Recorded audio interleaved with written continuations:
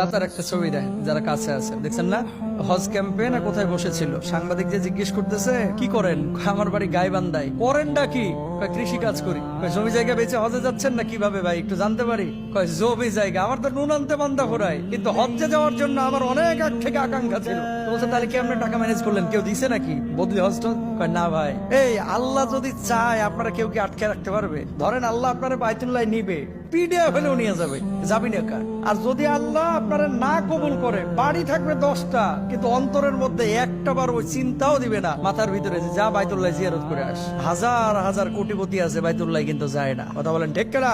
এই ভদ্রলোককে জিজ্ঞেস করছে এত টাকা কোথায় পাইলেন? তিনি বলছেন আমার ক্ষেতের আইল বরাবর কিছু জায়গায় 18 বছর আগে কিছু গাছ লাগাইছিলাম, ইউক্যালিপটাস সহ কিছু গাছ যখন আমি লাগাইলাম, লাগানোর পরে গত বছর যখন রেজিস্ট্রেশন শুরু হলো, একটা গাছ কেটে বেচলাম, 30,000 টাকা পাইলাম, ওটা দিয়ে হজ্জে রেজিস্ট্রেশন করে ফেললাম।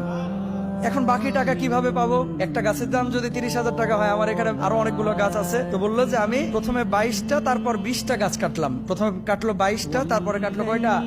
20টা, 42টা গাছ কাটলো। 42টা গাছ কাইটে দেখে যে হজ্জের লেগে টাকা রেডি। আলহামদুলিল্লাহ বলেন না? মানে গাছগুলো সব বেঁচে দিছে।